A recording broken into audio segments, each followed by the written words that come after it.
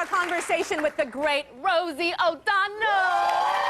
She was here yesterday. She's back today. Her new movie, America, premieres tomorrow night at 9 p.m. on Lifetime. So, please welcome Rosie O'Donnell.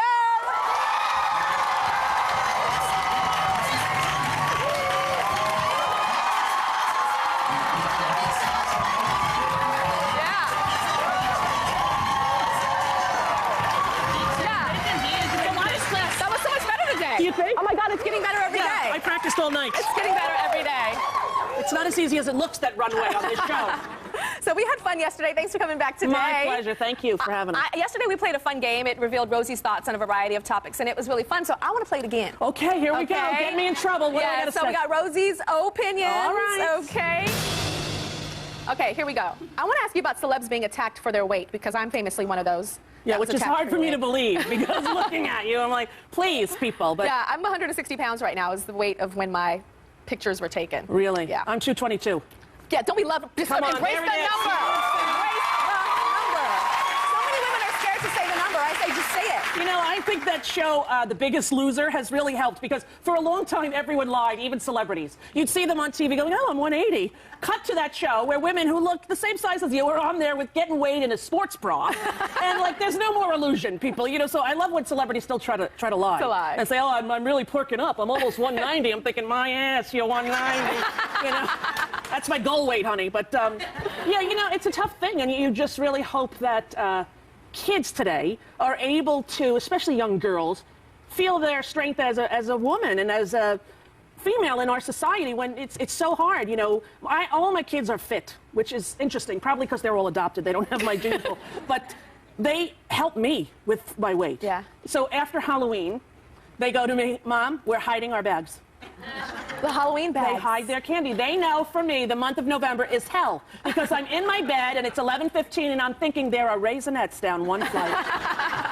So they hide them. And I just came back from Miami last week with my little 9-year-old, and we were on the boat, and he ran in to get a drink, and I said, buddy, you know, get me a water and get me a Hershey bar. And he stopped, and he turned around and he said, Mom, surely we can eat something more healthy than that. He's 9 years old. So I think that, you know, celebs are... It's, you know, I find crazy. I find that a celeb, they can go kill their wife, they can they can go all kind of drugs, all kind of crazy stuff, and come back, no problem. Yeah. Woo, gain 15 pounds. I know. Blasphemous. I always feel bad, especially for the ones who are sex symbols and, you know, like you or whoever, that are supposed to look some kind of way, you know. Are you on Facebook? No. You're not? No, because I would so want to be your friend on Facebook. Really? I would tell you should set up a fake account and, like, we could just be friends on Facebook. I'm obsessed with it now. I have, like, a fake name on it. Well, my brother just signed himself up. I'll tell y'all the name. And he sent me something that said, click here, and I clicked, and I think I was on. I don't know what happened. I think I may have an account, and I'm not even sure of it.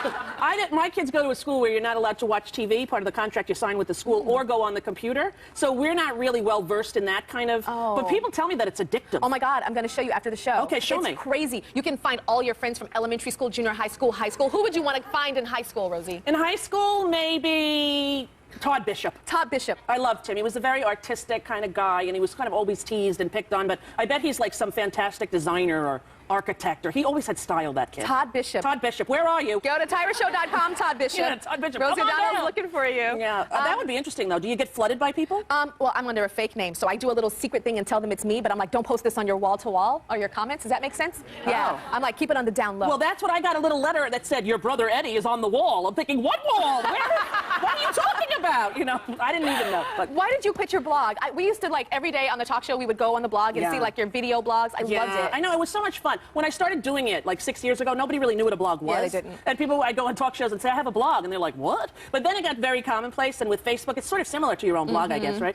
And I didn't like that entertainment shows in the evening would take just a part of it, and here she is, Crazy Rosie again, and then roll it, and then people would call, why did you say that? I'm like, oh, forget it. Yeah. I'm doing it now, really, to talk more about the philanthropic things that I'm doing, and occasionally when there's something adorable I can't resist, I'll put it up. Do you keep a personal journal, like a diary? I definitely do. You do? I'm so scared to keep one. Really? Yes, I'm scared like it's going to get out. I have some crazy journals from when I was in high school. I'm like, I can only imagine if I was writing now. Yeah. So how do you do it and keep it secret? You have a secret stash? I have like those red books, the Daily Journal. They're pretty big, and they have the year on them, and each day, and you could write and put pictures in there. So it's kind of great. I could like grab the one from 2000 and look through and see like Parker as a baby, and you know, show them pictures and what I was doing. But I love to do that because it's good for me to remember where I was a year ago or what was happening. I don't really think about locking them up too much, but now that you mention it, I could get paranoid and get a safe. What was your toughest year of your whole entire life?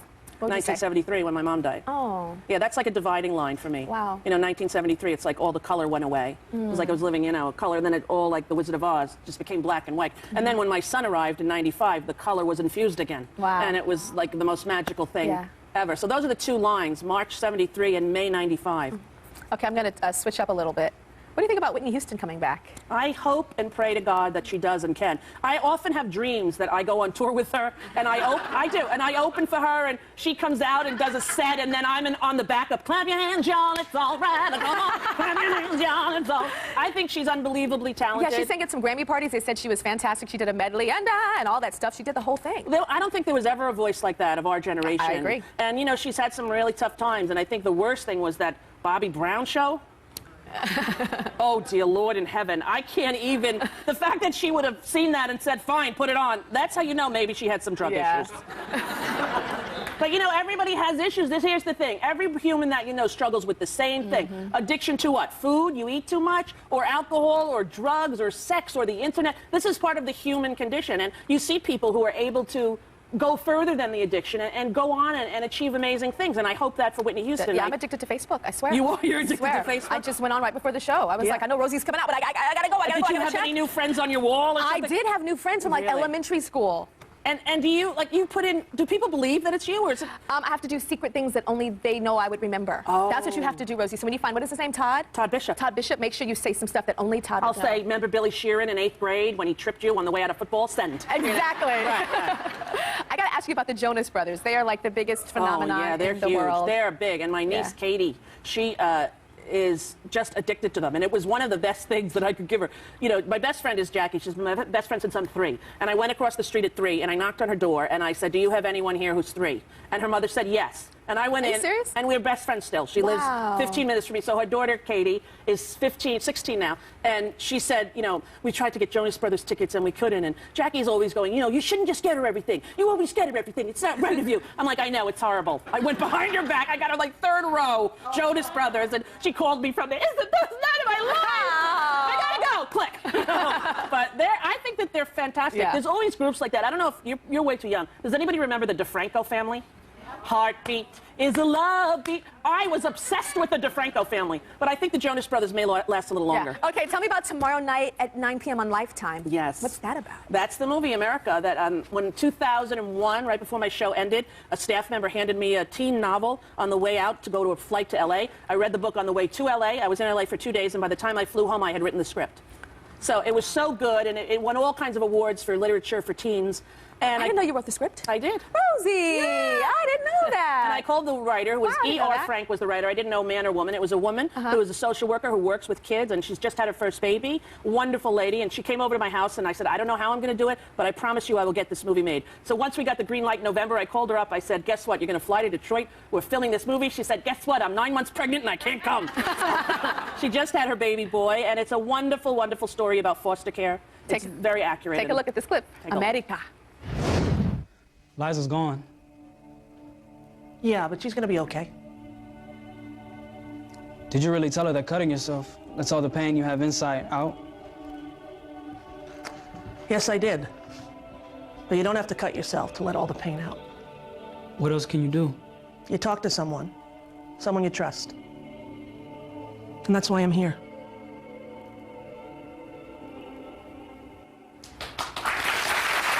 Beautiful boy. We'll be right back. Rosie O'Donnell is telling us about her new movie, America, which you can catch Saturday, February 28th on Lifetime. It's a very emotional story about a young man who's been in and out of the foster care system and the toll that it's taken on him. Now, I have to ask you, where does your passion come from when it comes to foster care? Where does that come from for you? Well, in '97, I was in Miami, and Parker was just a little boy, and there was a 5-year-old girl who was raped and beaten in a 1-bedroom apartment in Little Havana. And I somehow couldn't get it out of my head. And the doctor came to our house because Parker was sick, and I asked him, because he was at that hospital, if he knew the girl. And his college roommate happened to be her doctor. And I don't believe there are any coincidences, you know. So I arranged to meet her, and she was in a residential treatment facility for kids who were severely abused and who were in foster care. And it broke my heart to see there were toddler beds in this, you know, room for sexually abused kids. And I met this young girl and talked to her a little bit about her life, and I met all the other girls there. And when I left that facility, I applied to become a foster parent. And you have to take a course and get licensed. And how long does the course take? It takes a few months, you know, to 6 months. You have to go and get your home also certified so that, you know, the pool is covered and things that you don't have to do for your own kids. You know, you give birth to a kid, nobody checks. But you want to take a kid that is abandoned and in need of a home, you have to pass a lot of hurdles. But I think it's a good thing because you don't want, needless to say, the wrong people getting these kids. And then I was back visiting that other girl, and there was a brother and sister holding hands. They were the cutest kids I'd ever seen in my life. And the social worker told me they had been in 30 foster homes. Oh, my gosh. And they were 3 and 5 years old. And so I did not tell Kelly, which I don't advise to people who are in a relationship. I put them in my car and took them home. Oh, my gosh. Yes, it was a little bit of a big bite I took out of that hamburger. Yeah. And so the young boy stayed with us just a little while and then was placed in a special home for he had special needs. And the young girl we had for about 1.5 years, and we inquired about adopting her, but that's when we found out in the state of Florida, gay people are not allowed to adopt even the foster children they raise. Really? Yes, and so we went with the civil liberties, the ACLU, and we did a class action lawsuit to try to change that, and it just recently now has been changed. But that little baby girl, whose name is also Rosie. Her name's Rosie? Yeah. How's she doing? She's doing great, and my friends, Eileen and her husband, they adopted her. They have an older son, Kevin, and we see her frequently, and she's doing really great, and it's a good ending to that. Good, because as soon as you just said that, I got questions. Yeah, I was not able to let her go back. It felt like I was on the QE2, and here's a little baby with swimmies, and I was going to throw her in the ocean. I couldn't do it, and, luckily we got the court system to work in a way. She was transferred to New Jersey, and my friends who were trying to adopt, we made a transition, and she's still in our family, so that's a good thing. The older a kid gets, it's definitely harder for them to get permanently adopted, without a doubt. Right? And a large percent of kids who are up for adoption are, believe it or not, under the age of 8. And a lot of people think that, the vast majority are teens, but there are many kids who are taken away at birth because the mother has either tested positive for drugs or has a history of child abuse. And, some of those kids just need a safe place to land for a little while, just a respite, and some of them need permanent homes. Tell me, there's a what is it, 8 out of 10 kids that exit the foster system, that age out. 8 out of 10 of them what? End up either dead, in jail, or on the streets. And 30,000 kids every year age out of foster care in America. 30,000. So what can we do about that? We need the federal government to really change the law and to provide more services, not only to these kids, but to the people who are trying to help them and take care of them. Oftentimes you take a kid from foster care, the kid has been through such traumatic events and they're quite troubled, and you need a lot of attention and a lot of extra help, and in our society with all the cuts, it's just not funded. I hear about a lot of abuse in foster homes. Is that prevalent? Sadly, that's true, because oftentimes people do it for the money. Now, it's hard for people who are trying to place kids to know which people are doing it for the money, and you hear these horror stories. There was a young boy, Fahim Williams, found dead in Newark, New Jersey, handcuffed to his twin brother, who was still alive. Oh, my God. And the mother was in jail, and she gave the kids to her sister, who could not take care of them, and chained them up in the basement. Now, listen, these are horror stories that happen all the time, but abuse does occur. And in some states, in Florida, I think you get $11 a day to care, feed, and clothe a child that you're taking care of in foster care. So if somebody is doing it for the money, $11 a day is not going to go very far, so they take a sibling family of 5. And that's $55 a day. And the cabinets are locked, and the kids live in one room, on one mattress. And there are horror stories that you can't believe these kids survive. The fact that they age out is a testament to their resilience. If they are the fact that they survived to be 18 without a home in 30 different homes, some of which are very unsafe. We'll be right back.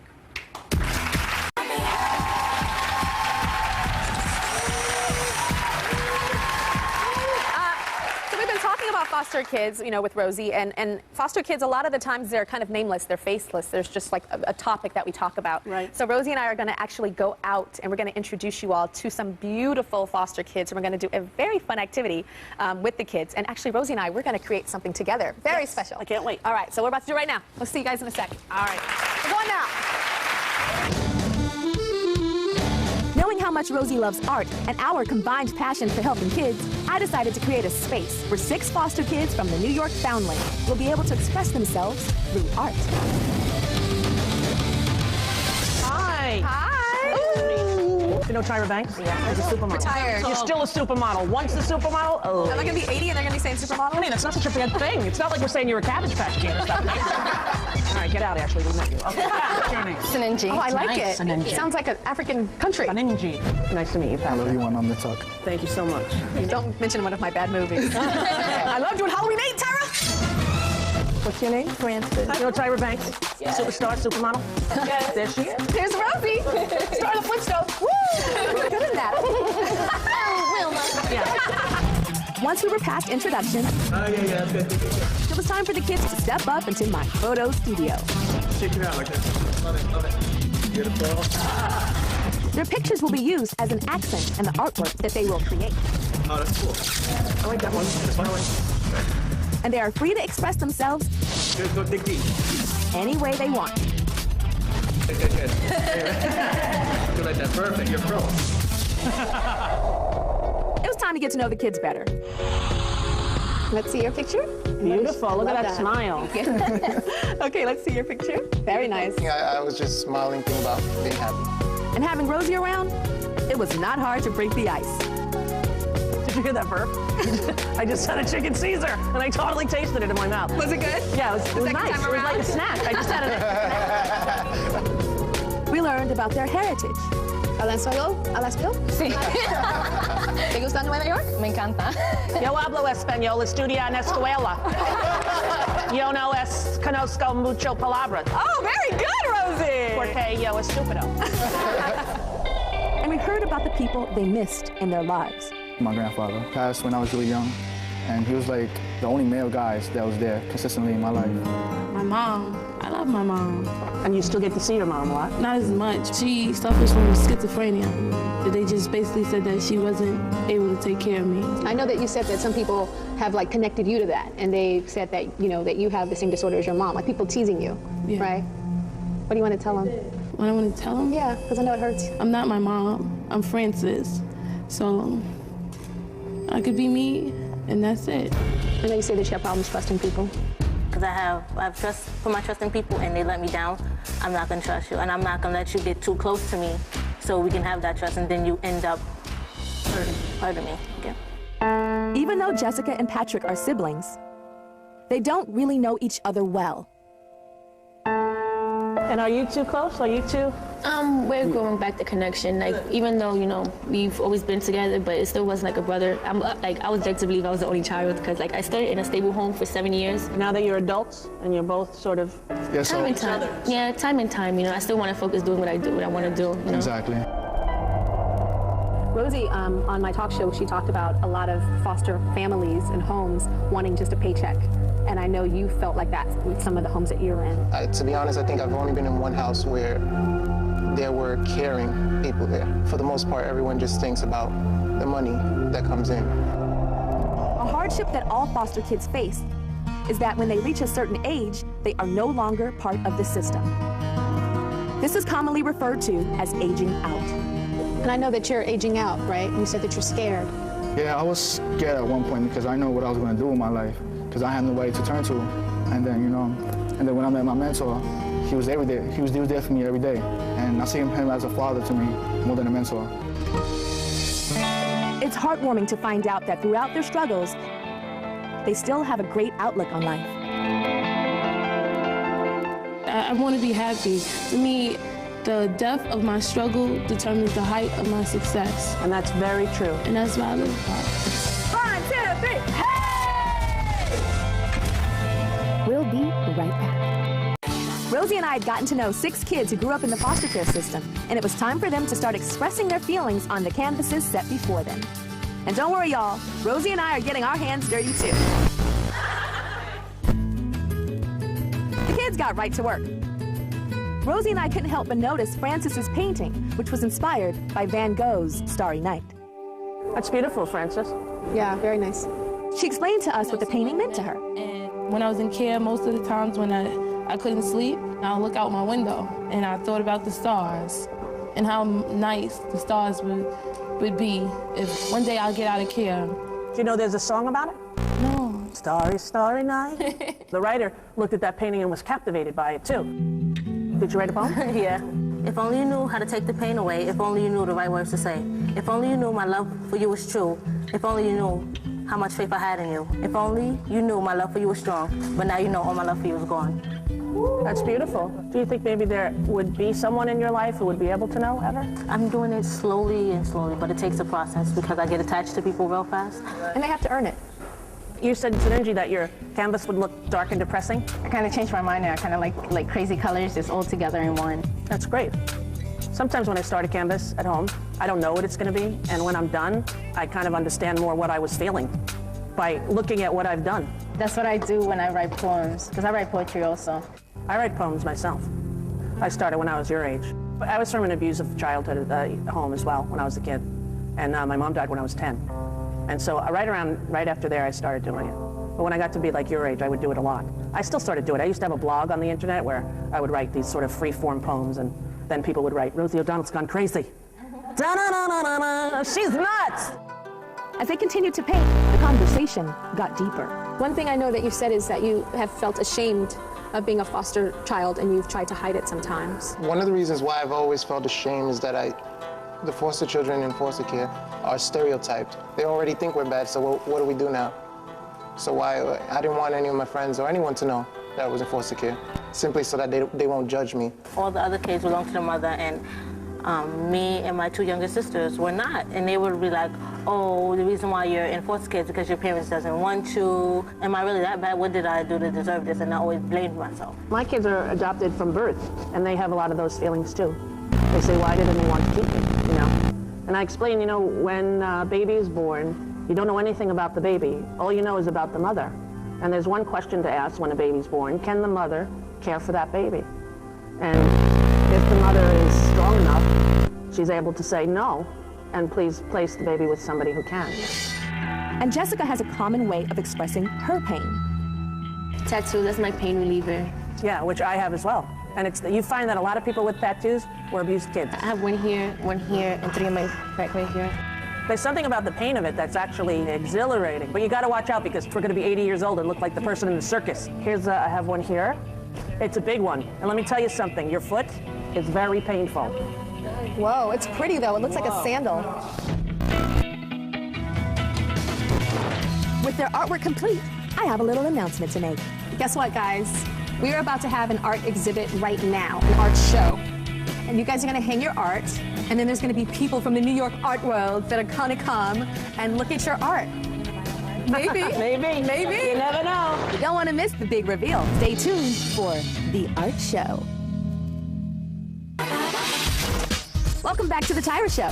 Rosie and I have been spending the afternoon getting to know 6 foster kids from a New York family. They were each given a canvas and told that they could express themselves any way that they see fit.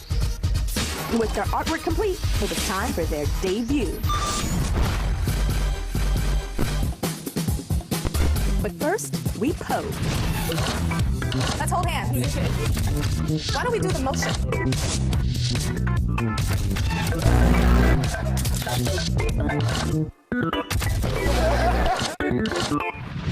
New York's Art Society really took a liking to their work. Yeah, I think that was my favorite. The colors are really good. Like, I really like the colors, and I like how all the swirls and everything. Really, really nice. It's interesting. It is interesting. What it symbolizes? I don't know. I'm thinking like dark behind him, right in front of him. Right. Maybe it is a very good picture. Bright future, right? Bright future. Yeah. It's like almost 2 different paintings in one, so it's almost like you have 2 conflicting personalities on the same canvas. It's a great way to look at things. Really nice.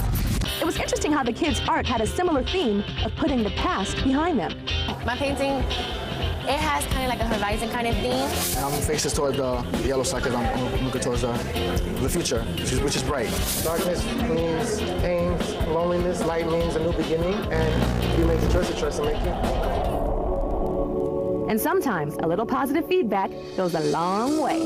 I never thought I would meet, but Tyra or Rosie, it's amazing. It's been very inspiring. It was exhilarating. It showed me that other people do care. It was an amazing experience. I wouldn't exchange this, not even for $1 million.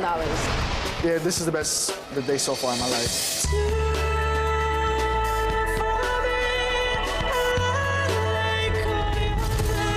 Guess what? We're done. These are foster kids, and you should get involved in the foster care issue. Look up on the internet on how you can help become a CASA advocate or become a foster parent, would you? We are taking a break right now, and we will be back with me and Rosie and Ruby Dee back in the studio. Can I get a holla? Holla!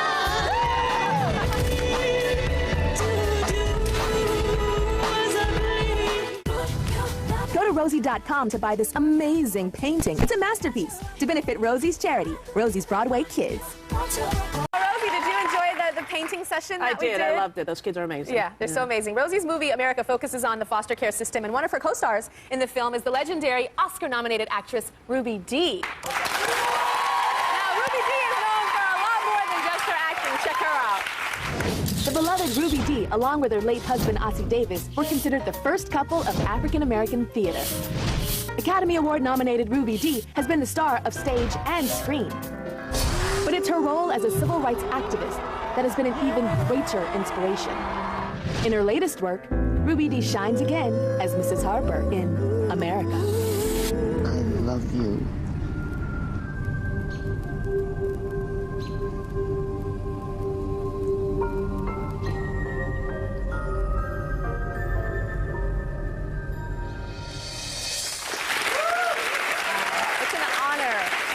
For me to welcome the great Ruby Dee.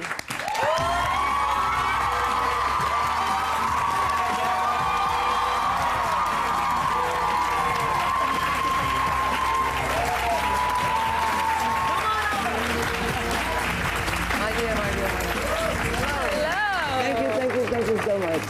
You look beautiful. Great to see you. Right here. This Have is a seat right here. Ruby Dee, ladies and gentlemen. Right there. So I met you at Oprah's Legends Ball. You were one of the legends, and I was a youngin', and I walked up to you, and I just like feeling like I was in presence of a true legend. And you're on my couch now, and I'm just like very excited. Oh yes, and I tell you the truth, I'm excited about the young'uns these days too. So that's what a feeling it is everywhere I go to be about the oldest people in the whole room, the oldest person, you know. Well, I'm no longer the youngest person in the room. Do you remember when you were the youngest person in the room, Rosie? Didn't that feel great? And now it's like, and those days are long gone for me. I can tell you that. Me too. So have you ever worked with Rosie before? No, I have not, but I've watched her a lot on the TV. Yeah. That's right. And then a very close young friend of mine admires her so much. That's Atala Shabazz, who is... Oh, that's Malcolm X's daughter. Yes, the eldest daughter. The eldest daughter. And also because Rosie is in that group of people, in that tribe, in that army of... that growing army of people, the caring folks, you know, who see something and they do something about it. You know? Like give $100 million out of their own pocket. Yeah. Well, we learned from you, all the civil rights activists. We learned from you. How did it feel for you to see President Obama become our president? Oh, it was just wonderful. Yeah. Absolutely stunning.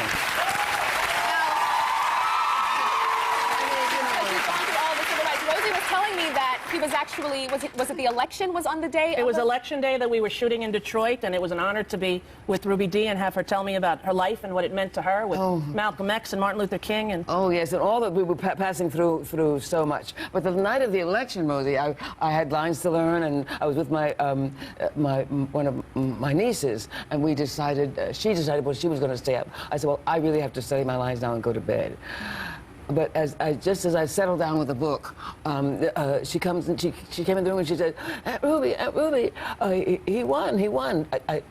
I'd fallen asleep, and then she came in to wake me up to tell me that he had won, and I couldn't. It was like an electric bolt went right straight through me, and I got up and I turned on the television, and I stayed up the whole rest of the night. I forgot about my lines and everything, and I cried and I listened and I watched and we talked and so forth and so forth. And the next day when I got on set, you really don't know this, but I still hadn't come down from that not going to sleep after the news, and so I was discombobulated for a couple of hours, and but we had a break, thank God. Now, you know what the interesting... I just want to tell you this. I'm not cutting you off. No, please tell me. Quiet right now. But I did really get myself together after the director, Eve, yes, was so we had something to eat, and that was what was the matter, because I was so excited I'd forgotten to eat breakfast, I'd forgotten to eat everything. So it was that kind of night. The interesting thing is that you and I, amongst other legends and youngins, were at that the Legends Ball with Barack Obama was there. He was just the senator. He was just another guy that was there. Yes. And like, so we were in that room with them hanging out like, hey, what's up, Senator? How you doing? Yes, and now yes. he's our president. Did you ever think that you would see a black president in your lifetime? Oh, yes. You Because did? my husband had predicted it. He did? Honestly, we've been talking about it since Shirley Chisholm ran and Jesse Jackson ran.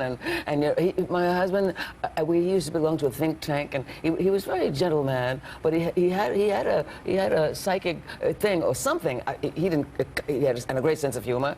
And he said, well, you know, we're going to have a black president. We're going to be a black man. What would have Ozzy felt that you think elected? I mean, it was an astonishing. But he would have been amazed and so pleased. He would have probably been part of that whole push, you know. Rosie, how was it for you to work with Ruby? How was it? It was a dream come true because I've admired her my entire life, and our good friend Adela, you know, when I first bought the book, America, I said to her, I just purchased a book, I hope to make it into a film, and I hope that you can ask your aunt if she would honor me to be in it. And so she said, oh, when you get it done, let me know and I'll send it over. And so 6 years later, you know, I said, hey, you remember that movie? It's a go. She's like, I'll call her up. And it was the only choice for that role from the beginning. Yeah. So you play Ruby Dee. Mrs. Harper. You play like the only bright spot in America's life. Yes, yes. So tell me about your role. I was raised by a stepmother. You know, I was the only mother I really knew. I knew my birth mother, but I'd met her about 4 times. But I was raised by a woman something like Mrs. Harper. She happened to be an educator. She happened to have studied under Du Bois, and she happened to have taken in other people's children. So I had a lot in common with this family. And similar circumstances took place in that apartment building in which we lived. So much of the story was familiar to me in terms of, and also in terms of the foster homes, for the group homes and so forth. So I knew a lot about that. Here's a look at the very important film, America.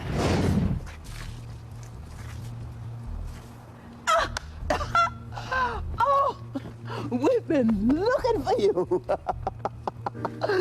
You know what they said? You got lost in the system. but you're back. You're back. Reggie. Yeah.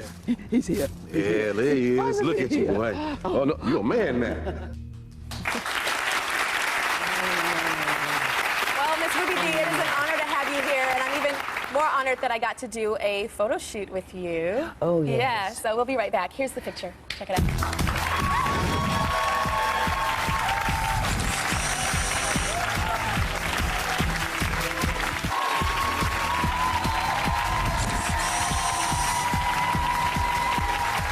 I want to give a big thank you to you, Rosie O'Donnell, for being here today for 2 days. 2 days. And the legendary Ruby Dee. Thank you so much for being here today. I hope such a good show forever. And everybody, now listen up. Please watch America tomorrow night, Saturday, 9 p.m. on Lifetime. You can remember that. Tomorrow, Saturday, 9 p.m., Lifetime. And if you want more information on foster care and Rosie's Foundation, go to tyrashow.com. And we'll see you later. And I'm going to hug Ruby Dee some more right now.